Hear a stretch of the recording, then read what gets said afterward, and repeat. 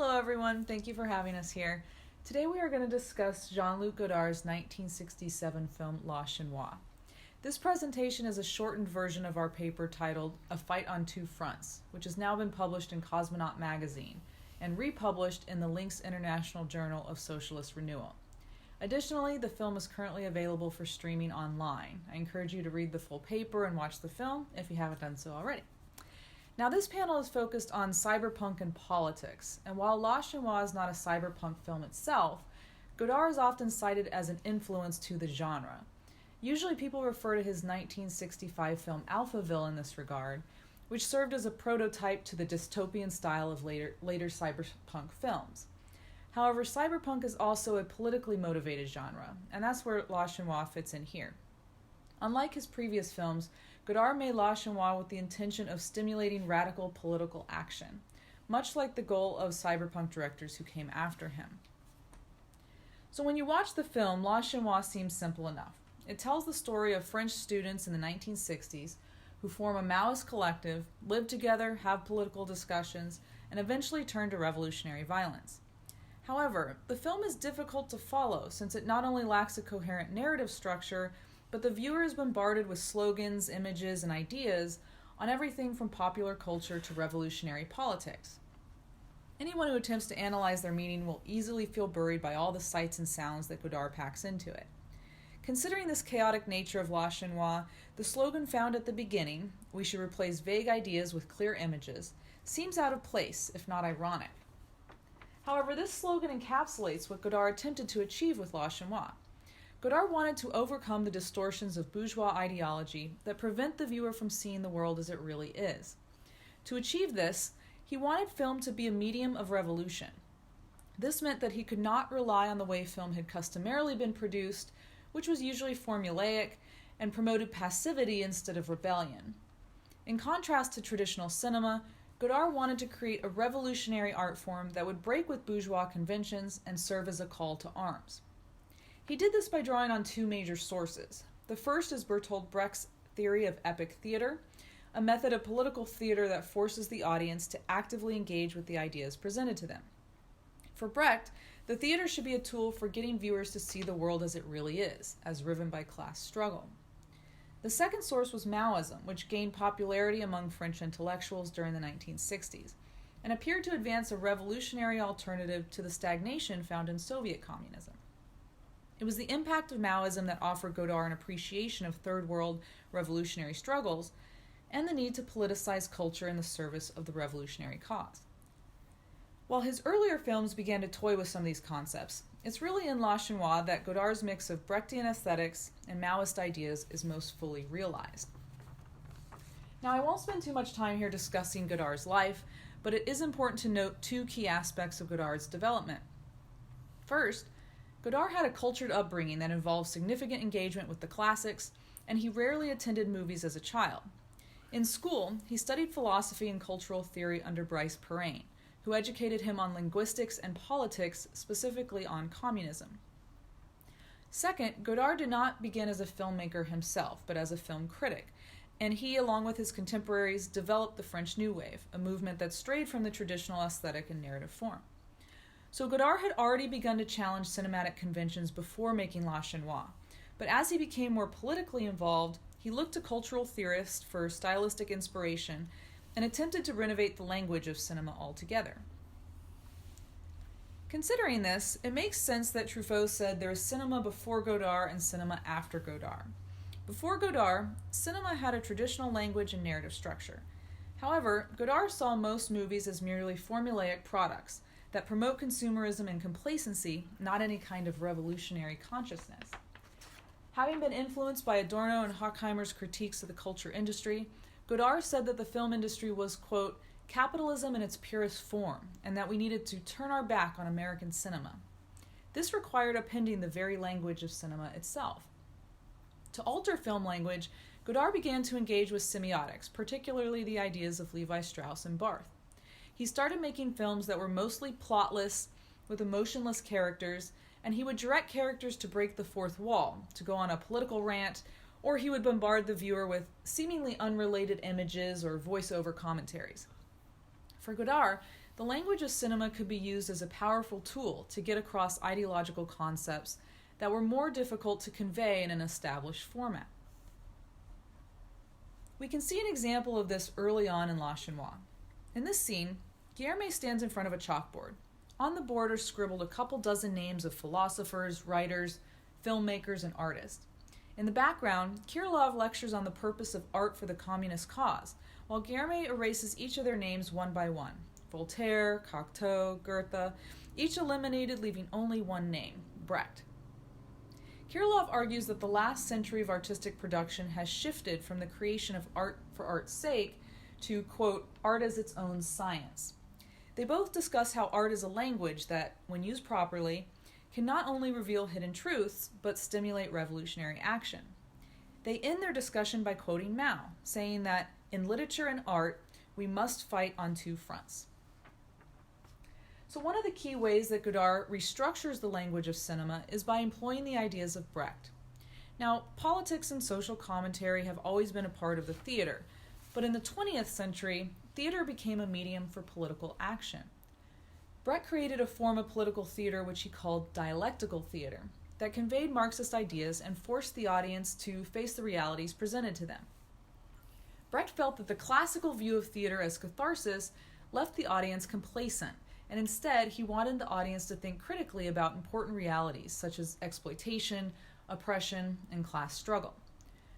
Godard was particularly influenced by Brecht's theory of the alienation effect, which is a method that forces the audience to identify with the characters in such a way that they have to confront the ideas presented to them. We can see the alienation effect frequently in La Chinoise. One example is the scene where Guillerme looks directly at the camera and speaks to the viewer about the concept of, quote, socialist theater. He tells a story where Chinese students protested in Moscow with bandages on their face, causing the media to show interest in the violence because it was sensational. When it was revealed that their faces weren't actually hurt, the reporters accused the students of being frauds, but Guillerme explains, quote, they hadn't understood, they didn't realize it was theater, real theater, reflection on reality, like Brecht or Shakespeare. Another way that La Chinoise uses Brecht's theories is by layering unrelated images on top of one another, which forces the audience to critically examine their meaning. For example, in one scene, Guillerme lectures on the importance of, quote, seeing the inherent contradictions, while the camera focuses on Veronica holding a copy of Peking Review while leaning against a background of fashion magazine advertisements. Another tactic Brecht used was interrupting his plays with songs that didn't match what was going on in the play. Godard does this as well. One example is this scene, where Veronica intensely studies Maoist theory as the radio plays a satirical pop song with the lyrics, Johnson giggles and me I wiggle, Mao Mao. Or how Godard inserts a Baroque concerto in between discussions about revolutionizing old art forms. Here's a brief sample. Je m'appelle Véronique Supervielle, j'ai 19 ans, 8 mois, 14 heures, 2 minutes et 20 secondes.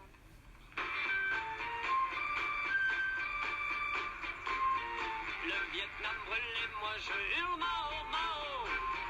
Johnson rigole et moi je vole Mao Mao. Le napalm coule et moi je roule Mao Mao. Les villes crèvent et moi je rêve Mao Mao.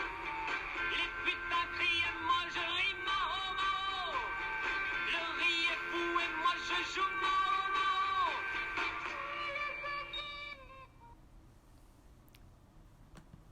So Godard's innovations in cinema reflected his desire to make film a vehicle for socialist politics. As his personal politics continued to move leftward, his filmmaking became increasingly political as well. For Godard, the cinema was more than just an art form. It was becoming for him a mode for revolutionary action. Now, to develop the politics of revolutionary action, Godard turned to the ideas of Mao Zedong, and like the characters in La Chinoise, Godard was caught up in the Maoist fervor shared by many French intellectuals and students during the 60s.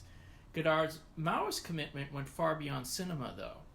3 years after the film was released, Godard himself was involved in the French Maoist movement.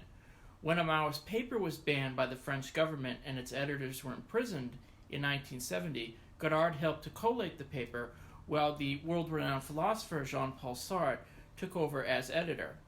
Thus, Godard was willing to risk arrest in service of the revolutionary cause. According to the Maoist philosopher Alain Badiou, the period of 1966 through 1976 was a red decade, filled with the watchwords and spirit of Maoism, where revolution was in the air and everyday life was politicized.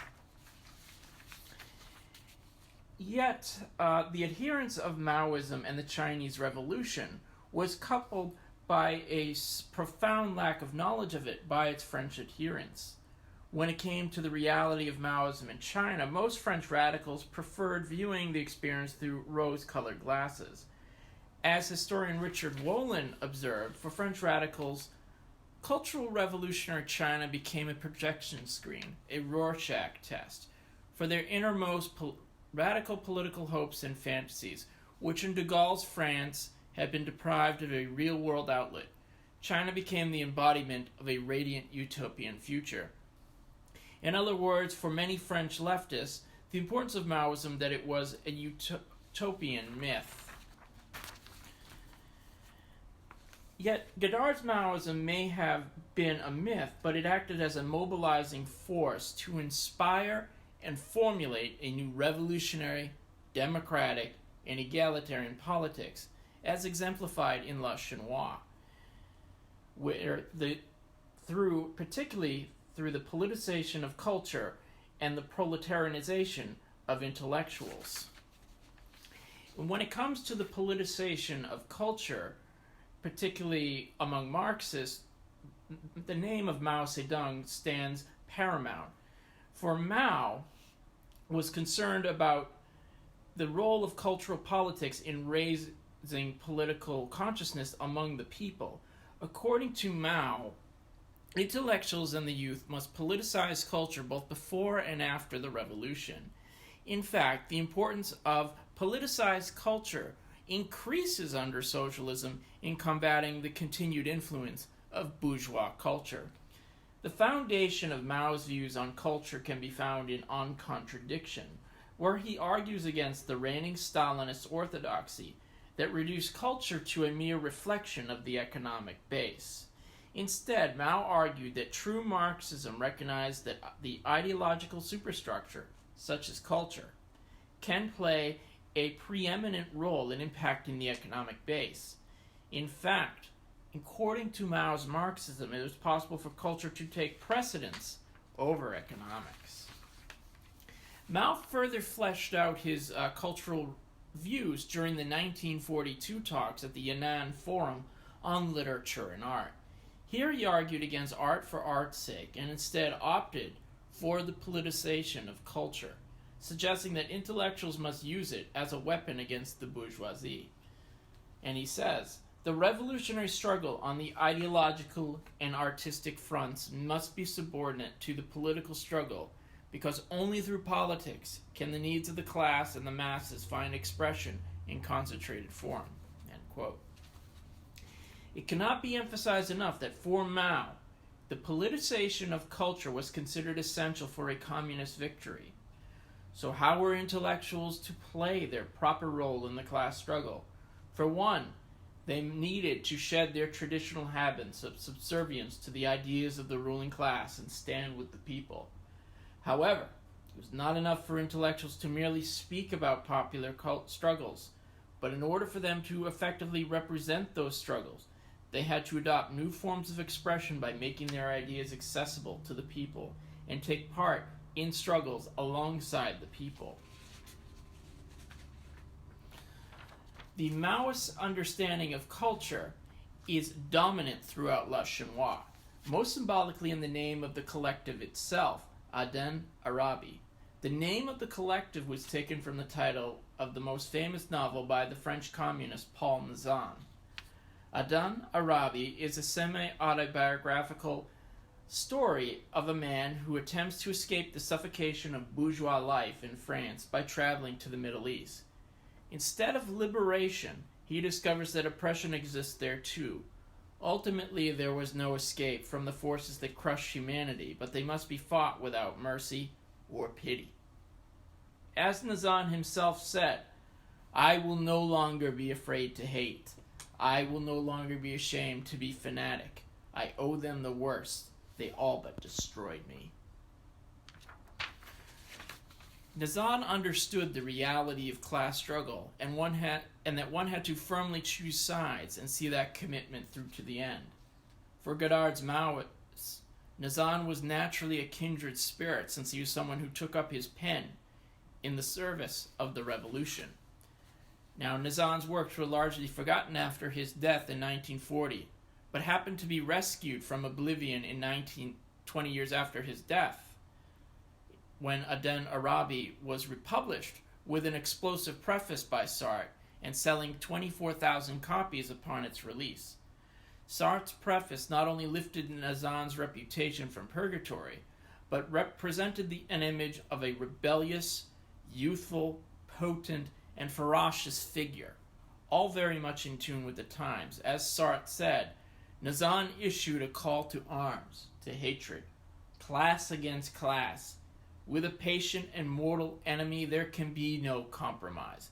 Kill or be killed, there is nothing in between. Like Nazan, the majority of the Maoists in La Chinoise come from affluent backgrounds as opposed to working class ones. Veronica is a philosophy student, and Guillaume is an actor. Serge Kirliov is a painter. Only two have legitimate proletarian credentials. Henry is a chemist, and his partner Yvonne is from the countryside. However, the cell members largely live as bohemians, in an apartment borrowed from Veronica's bourgeois relatives for the summer. The characters spend their days studying Marxist texts, delivering lectures to each other, and figuring how they can apply Maoism in order to make revolution. The atmosphere in the cell has an almost surreal quality. Well, mornings are spent doing calisthenics to the chants of Maoist slogans, and revolutionary culture is calmly discussed in the evening while sipping tea from fine china. Classes and discussions are regularly held with guest speakers on a variety of topics, not unlike a revolutionary university. Although much of this display is comical and satirical, Godard's portrayal of the Maoist cell is one of youthful rebels excited by ideas and wanting to put them into action. However, the cell is not a model of egalitarian relationships. Despite the Maoist dictum that women hold up half the sky, Yvonne functions largely as the group's maid. She brings her comrades tea, cleans the windows, and polishes their shoes. Yvonne even prostitutes herself when the others cannot bring in money. While Veronica has a relatively sophisticated understanding of Maoist theory, Yvonne struggles with comprehending it. As a result of her lack of theoretical development and lower-class background, Yvonne is isolated from the others during lectures and discussions, often residing in the background where she does menial chores to occupy her attention. For all the Maoist calls about solidarity with the working class, the irony is that they are unable to connect with their own working-class roommate. The character Henry, unlike the others with their fiery rhetoric, is the most pragmatic member of the group. In fact, he's the only cell member to vote against the creation of an organization devoted to armed struggle. This attitude causes Henry to leave the collective. After leaving the collective, Godard has a lengthy interview with Henry, who makes many sharp criticisms of the group as too fanatical and unconcerned with more practical issues, something expressed visually by showing Henry buttering his toast as he speaks. Considering his pragmatic nature, it should come as no surprise that Henry plans to join the moderate and misnamed French Communist Party once he has the chance. Henry's character demonstrates the gap between the abstract rhetoric of the Maoists and the concrete needs of many non-revolutionary workers. Now, it would be easy to ascribe the failure of the Maoists as the result of patronizing intellectuals unconcerned with the needs of the working class. A simple solution would be to say that the Maoists simply needed to dispense with intellectuals in favor of workers. However, history shows us that all revolutionary movements need intellectuals, people with special skills and training. Acknowledging the role for intellectuals is not denying agency of the oppressed, but rather It recognizes that they play a vital role in constituting a fully formed revolutionary subject. Whether Marx, Lenin, Mao, or the Maoists in La Chinoise, history shows that intellectuals from petty bourgeois and even ruling class backgrounds can devote themselves to the cause of the oppressed, and that they are critical to the initial formation of revolutionary organizations. For intellectuals who join the movement, their choice entails enormous self-sacrifice, where they must commit class suicide if they are to stay faithful to the goal of liberation. This requires a mutually transformative process of fusion of the ideas of the intelligentsia with the working class movement. The many failed attempts by revolutionaries to achieve this fusion does not negate its necessary step. Veronica herself recognizes her own estrangement from the workers and the need to overcome it. While Godard was hailed for prophesizing the burgeoning French Maoist movement that came into being after 1968, he was wrong in seeing a turn to armed struggle as the natural outcome of this radicalism, although this did occur elsewhere. In fact, after the student protests of 68, thousands of Maoists left the universities and their elite lifestyles to work with immigrants in shanty towns and as rank-and-file workers. Their immersion in the working class was a rite of passage and self-sacrifice, whereby they could prove their credentials as revolutionaries, shed their origins, and gain acceptance by the people they hoped to liberate. Maoist missionaries who had never previously performed manual labor had a difficult time adjusting to their new roles. And if revolutionary politics is to prove long-lasting, then this required undertaking the long and patient work of educating the educators and going to the people. However, the strategy of the cadre in the film is not to immerse themselves in the working class, but to close the universities through terror. Yet their armed actions resemble more individualistic acts of nihilism as opposed to the mass struggle called for by their own theory. A lengthy scene between Veronica, who's receiving her lines from Godard, and Francis Johnson on armed struggle shows that the Maoists have no coherent strategy, that their violence is divorced from the working class, and that they are conjuring up a revolution through a sheer act of will. And the outcome, Johnson rightly predicts, is one of a dead end, which is exactly what occurs. The ending of the film presents an ambiguous message. The collective dissolved and the Maoists go their separate ways. But this is not a condemnation, necessarily, of revolutionary politics. As Veronica says, a struggle for me and some comrades. On the one hand, I was wrong. I thought I made a leap forward. And I realized I'd only made the first timid step of a long march. Evidenced by both real life and Le Chinoise, the challenge of proletarianizing intellectuals is far easier said than done. Despite its often satirical nature, Godard's La Chinoise is a thoughtful presentation on the vital issues of revolution, politics, and art. Ironically, the Maoists in France despised it. They thought Godard made them look foolish and stupid. Some even believed that Godard was little better than a police agent. Godard himself deserved far better.